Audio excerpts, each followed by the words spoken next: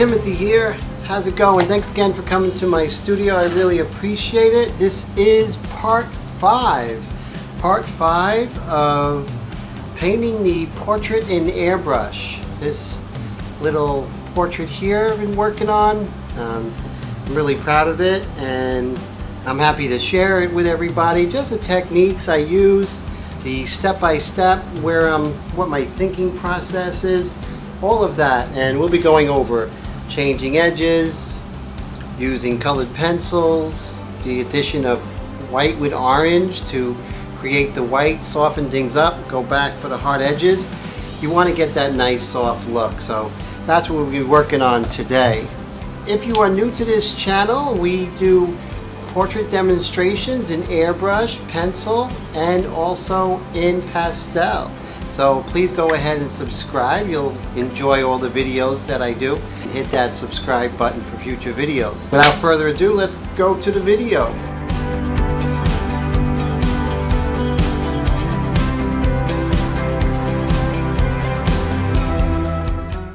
Okay, so right now I am just using an aggressive eraser to erase some of the brown in her eyes there. Just trying to begin the translucency.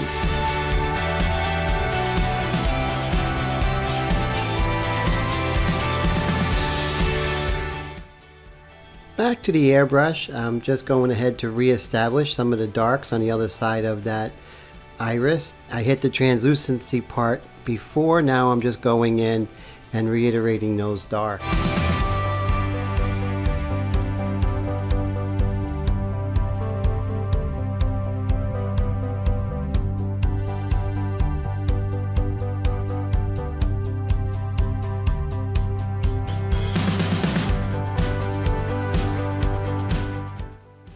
While I have that dark brown in my airbrush, I'm just going to go ahead and establish a little further the eyebrows and the eyelashes.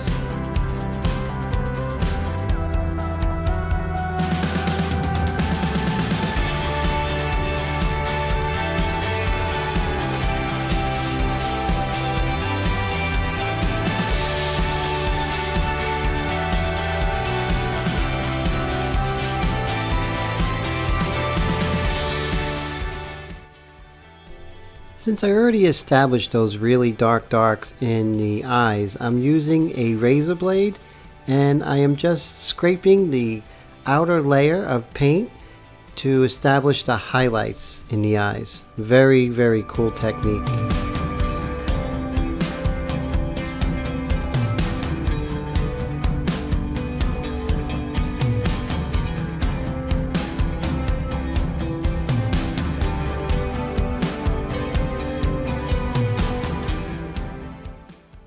Now comes one of my favorite parts, is the use of colored pencils in tight details such as the eye and the iris right here. You can see I could establish the darks, I could add translucency, and I could create further definition, and you have a little more control than the airbrush. And my opinion is, if it's easier, why not?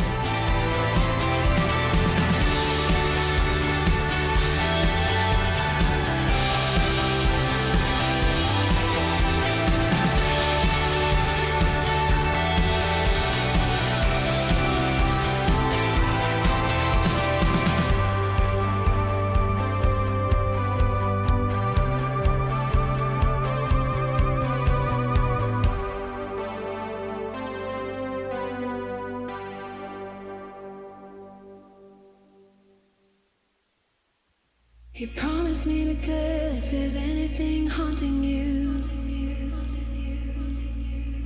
You leave without saying where you're going or where to. Should I worry that you won't come back? Should I worry that you will forget? My sense is telling me I shouldn't worry, you know the truth. Ooh, yeah. I continue to use the colored pencils to create more depth and also pay attention to the edge work because there are hard and soft edges even within the eyes. And I know you feel it too, our story is too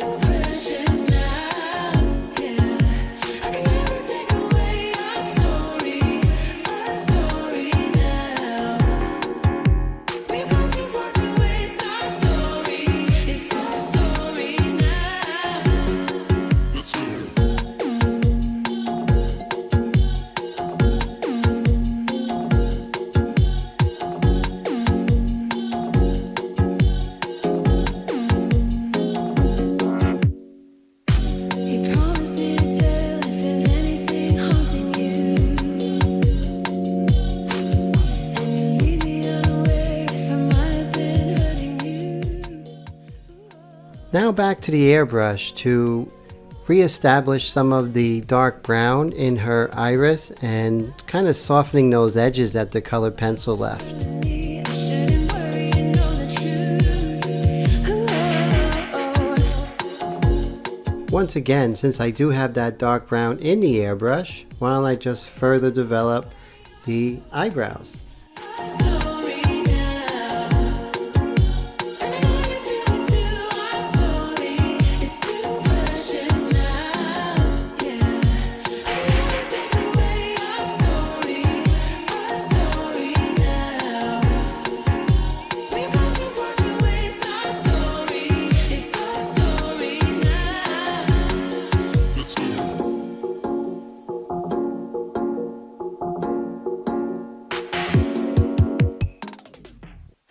Now in the airbrush I have a neutral gray, and I'm just going ahead and darkening the corners of the eyes, giving the eyes a feeling of roundness.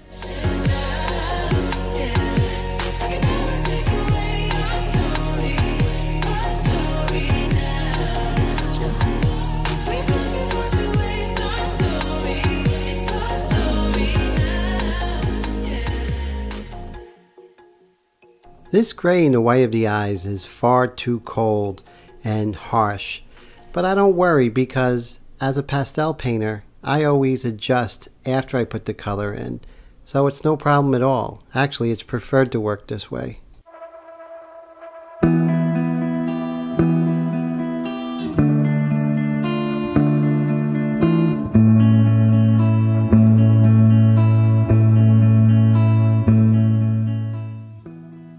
As you can see, I come in with a lighter neutral gray to soften that cold gray at the corner of the eyes. And actually, it's easier to arrive at the exact color you're looking for this way.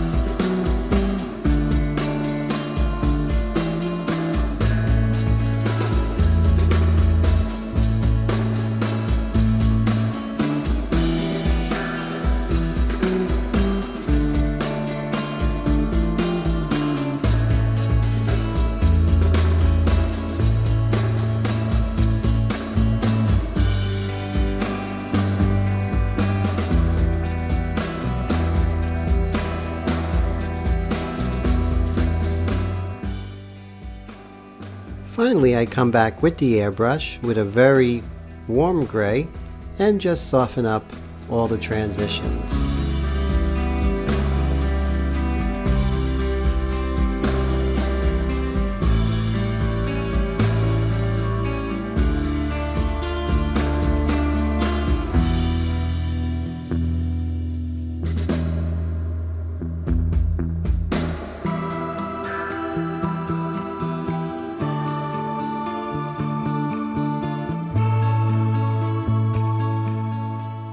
Now that the eyes are pretty much done, I'll just come back with that razor blade and re-establish those beautiful highlights.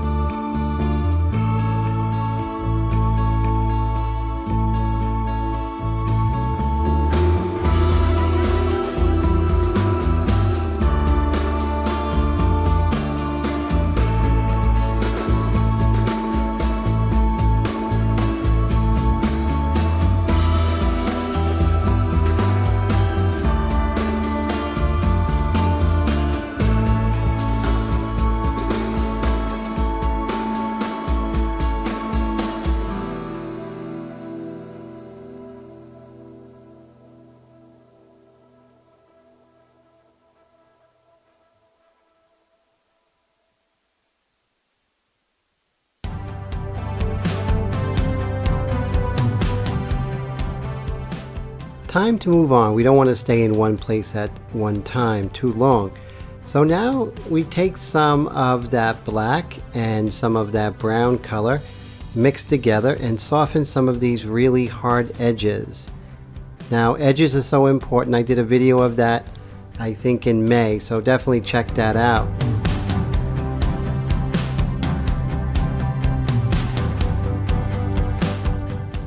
Especially when using frisket film, there could be some really unnatural edges. So make sure you don't leave it like that unless that's the desired effect, which is very, very sparingly. So soften those edges after you use the frisket film. Notice how just softening a few edges, he's taking on a much more realistic, naturalistic feel.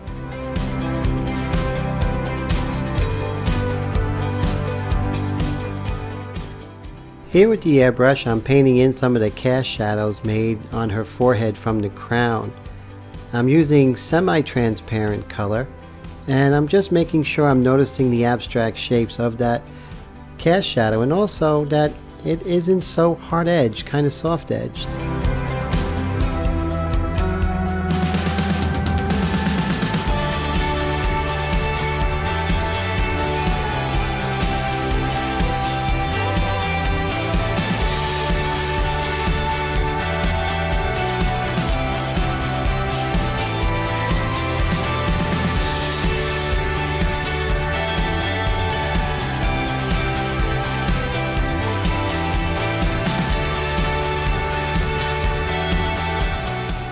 To give just a little more depth to the color of those cast shadows, I'm gonna add some colored pencil, maybe some red, some pinks, just to give it a little more oomph, so to speak.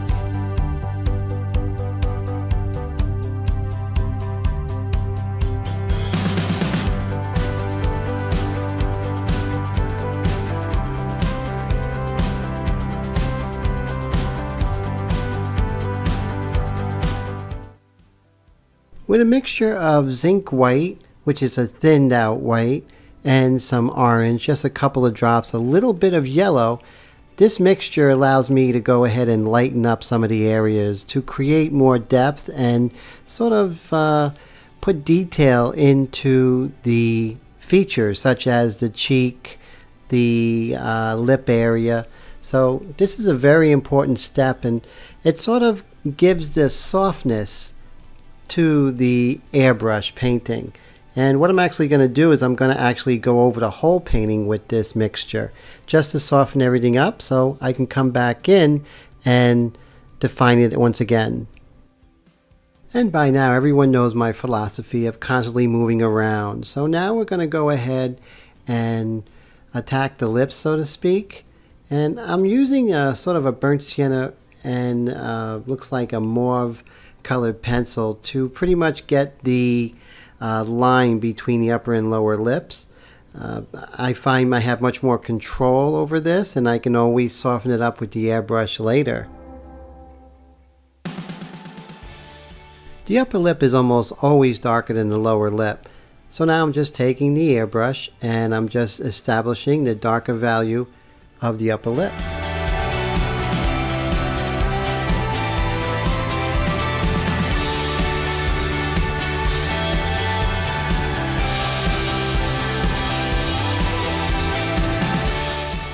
With that darker color from the upper lip, I can go ahead and create some three-dimensionality, some light and shade on the lower lip.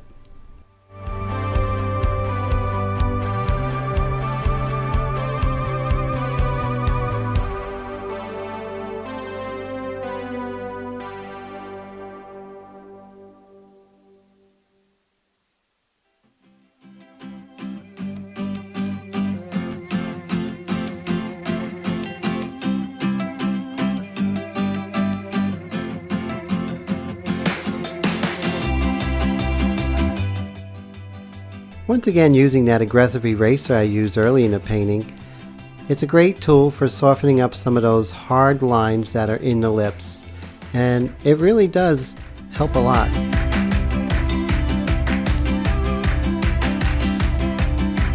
Going back and forth with the different weapons such as the airbrush, the colored pencils, the erasers, the razor blade, it really helps you in the battle of creating a beautiful realistic portrait.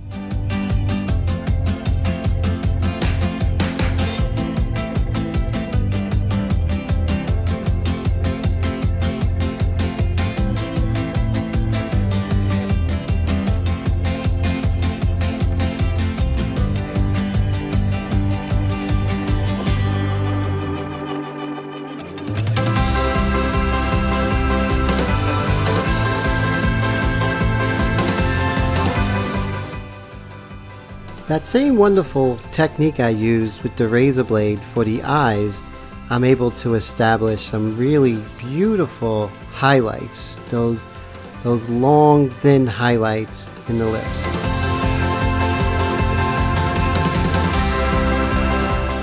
Once again, make sure you just scrape away the very outer layer to reveal the white underneath. Do not scrape too hard, that would damage the painting. So always be mindful.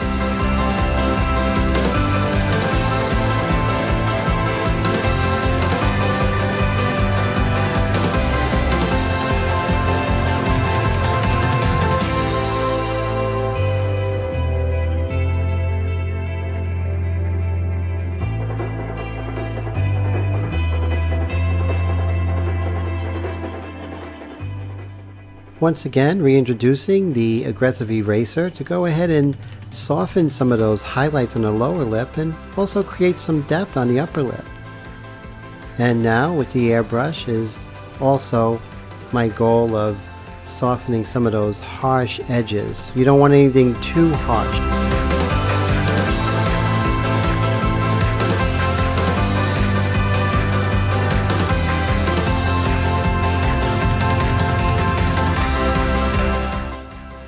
I filled the airbrush with a little bit of the lip color with more orange. I felt that the lips were a little too cool, and just to adjust, much like I do when I work in pastels. I like adjusting onto the surface, as opposed to trying to get that color perfect the very first time.